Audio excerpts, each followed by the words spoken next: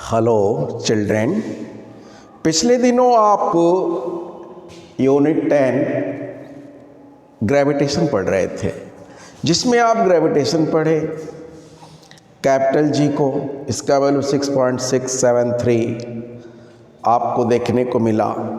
फिर स्मॉल जी gravitational force आपने पढ़ा, जिसका वैल्यू 9.8 आप जानते हैं मीटर पर सेकंड स्क्वायर। तो ग्रेविटेशन कैपिटल जी जो आप देखे, और फिर small G capital G 6.673 into 10⁻11, यह था newton metre square kilogram to the power -2, और gravitation 9.8 metre per second square. इसमें फ़र्क जाने, फिर इसका यूज जाने, फिर मास क्या है, वेट क्या है, वेट किसके कारण होता है, यह भी बतलाया गया था। इसके बाद आपको प्रेशर बताया जा रहा था, प्रेशर, जिसमें आप देखें प्रति एकांक क्षेत्रफल पर आरोपित बल को प्रेशर कहा जाता है। प्रेशर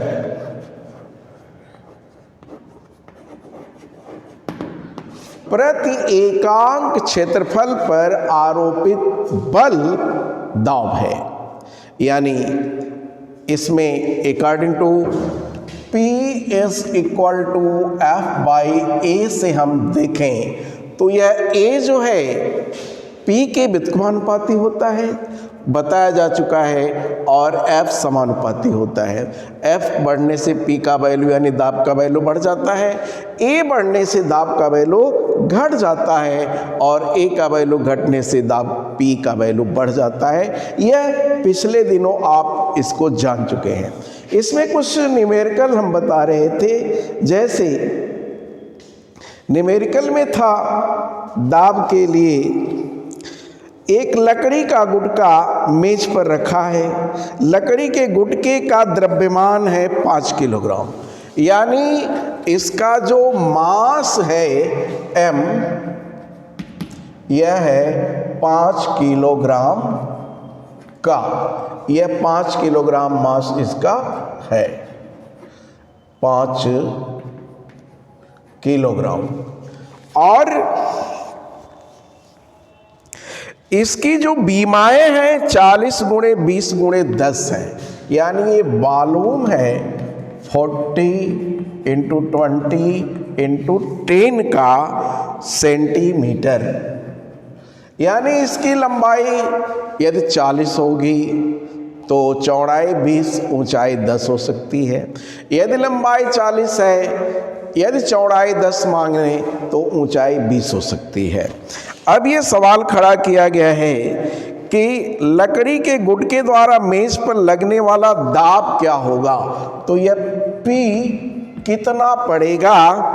इसमें रखने का ढंग A को कह रहा है 20 × 10, A इसमें जो सवाल है यह 20 × 10, पहला सवाल है क्षेत्रफल, A 20 × 10 हो तो दाब कितना पड़ेगा।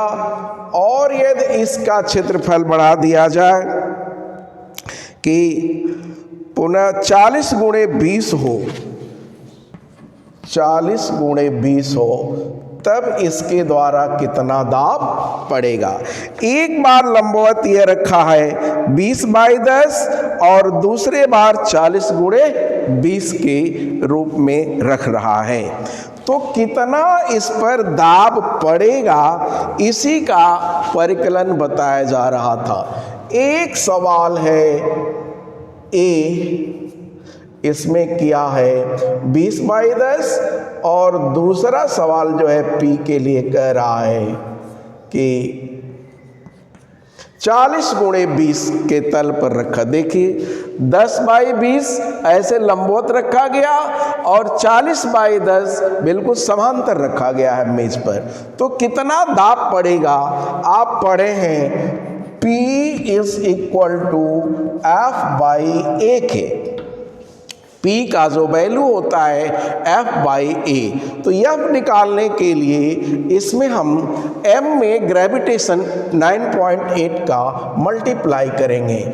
यहाँ लिखना पड़ेगा G का वैल्यू है 9.8। If G is equal to 9.8 metre प्रति second square, therefore P is equal to 5 into 5 kilogram द्रव्यमान है, और इसमें 9.8 का जब मल्टीप्लाई करेंगे तो यह F बता देगा। और अपान A का वैल्यू है पहले में 40 गुणे 20, यह सेंटीमीटर स्क्वायर है। इतना यह सेंटीमीटर का वर्ग, पहला का सेंटीमीटर स्क्वायर, ये पहला इसका है, तो दूसरे का P जो है क्या होगा, तो पहले का P 20 गुणे 10 है, गलत लिखा गया है 20 गुणे 10, ये सेंटीमीटर स्क्वायर। तो 20 गुणे 10 सेंटीमीटर स्क्वायर को यदि हम बदले तो ये 200 हो जाएगा।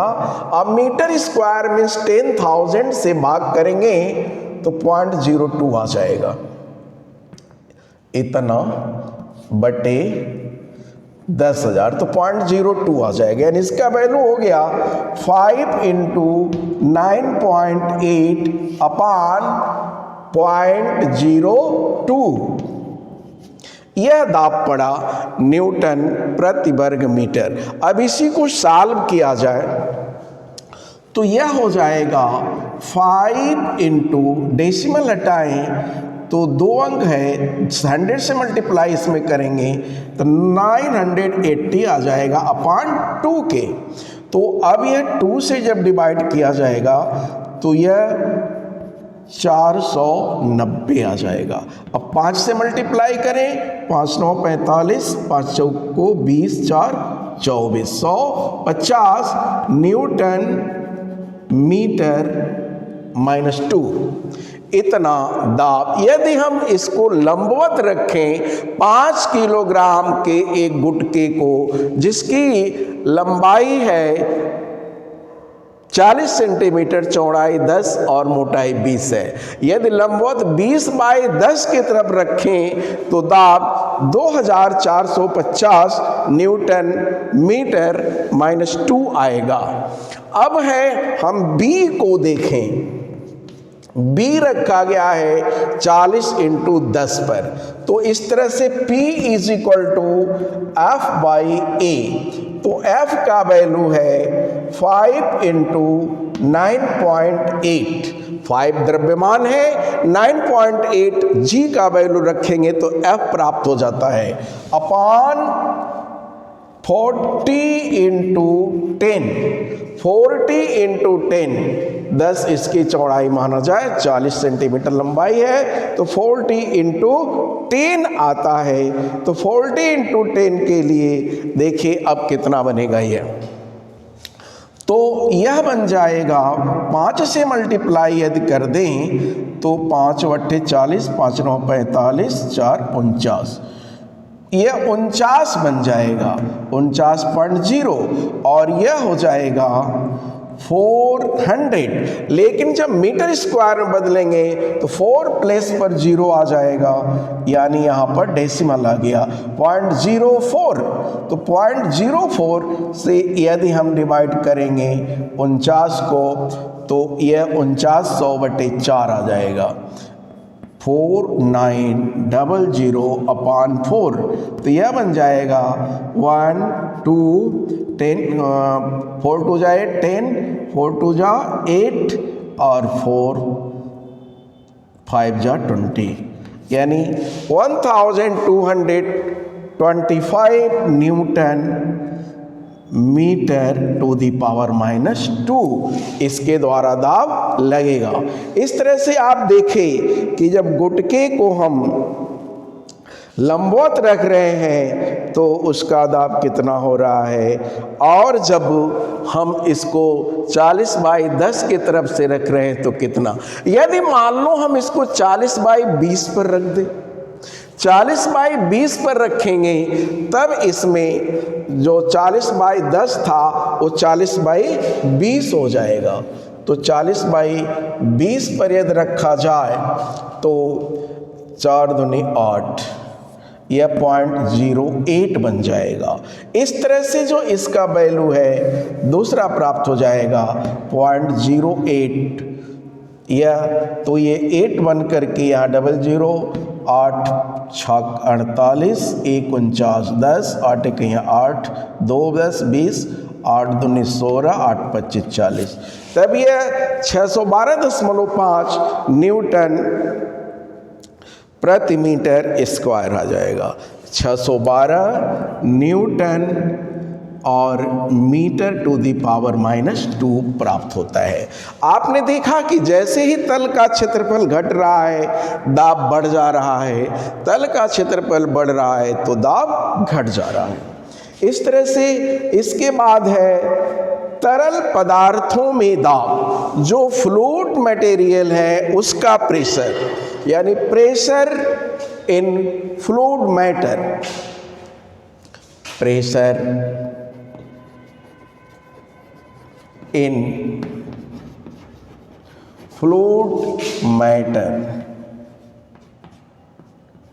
जो तरल पदार्थ हैं उसमें दाब क्या होता है यह देखा जाए। तो दाब में आप यही जाने कि प्रति एकांक क्षेत्रफल पर आरोपित बल दाब होता है। तो फ्लूइड है, जब फ्लूइड मटेरियल है तो प्रति एकांक क्षेत्रफल पर उस द्रव के द्वारा या तरल के द्वारा लगने वाला जो बल होगा वो द्रव का दाब होता है। द्रव का दाब गहराई बढ़ने के साथ बढ़ता जाता है। जैसे मान लो यदि दाब किसी पोखरे में 5 मीटर की गहराई तक द्रव भरा है तो उसके तली पर देखिए ये जो द्रव का दाब है, हमने कहा गहराई के साथ साथ बढ़ता जाता है, इसमें द्रव भरा हुआ है। ये जानेंगे कैसे कि जैसे जैसे H बढ़ रहा है दाब भी बढ़ता चला जा रहा है। यह जो है ऊंचाई द्रव का तल से पेदी का H है, और यहाँ हम करें H1 और इसके बाद यहाँ तक का हम यदि मापें H2, तो इसी ऊंचाई तक यदि हम यहाँ तली में एक होल कर दें, फिर यहाँ इस ऊंचाई तक एक होल कर दें और फिर इस ऊंचाई तक, आप द्रव का देखेंगे जो जितना ही ऊपर है होल किया हुआ, इसका जो जल गिरने का वेग है उतना ही कम है। ऐसे देखिए,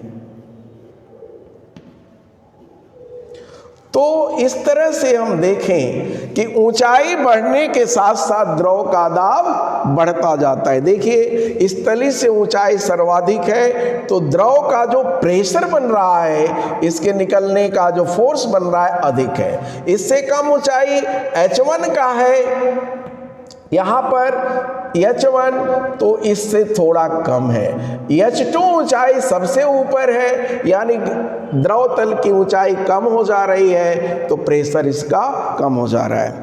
आप देखेंगे यदि आपकी टोटी लगी हुई है, छत पर टैंक रखा गया है, तो जो सबसे नीचे टैप है उसका प्रेशर सबसे अधिक रहता है, इसके ऊपर वाले का प्रेशर कम रहता है। और यदि जहाँ पर टैंक रखा गया है उस टैंक के पास टोटी है तो सबसे कम होगा। तो ऊंचाई जैसे जैसे द्रव तल की घटती है प्रेशर जो है घटता चला जाता है। तो इस प्रकार द्रव का एक आपने जाना दाब ऊंचाई बढ़ने के साथ साथ बढ़ता जाता है, और फिर एक निश्चित जो गहराई है द्रव का तल, एक निश्चित गहराई पर द्रव का दाब चारों तरफ समान रहता है। जैसे देखिए इसका एक गहराई है और एक निश्चित गहराई पर यदि इसमें टोटी दोनों तरफ लगा दें, एक साइड चारों तरफ लगा दें, तो द्रव जो गिरने का इसका वेलोसिटी होगा, वेग एक समान होगा, यानी दाब समान पड़ रहा है। एक निश्चित गहराई पर द्रव का दाब चारों तरफ समान होता है। और भी है द्रव में हम एक बिंदु, द्रव का मतलब यहाँ कोई पानी नहीं है, कोई भी फ्लड हो सकता है, चाहे हवा हो या जल हो। एक ने किसी भी बिंदु पर यदि हम दाब लगाएं तो वह जो दाब होता है चारों तरफ प्रसरित हो जाता है। यह द्रव दाब का नियम बताता है। अब इसके बाद है उत्प्लावकता, और फिर आर्किमिडीज का प्रिंसिपल बच जाएगा। आज बस इतना ही, कल आपको इसके बाद का बताया जाएगा। हमें उम्मीद है कि आप सही ढंग से इसको समझे होंगे।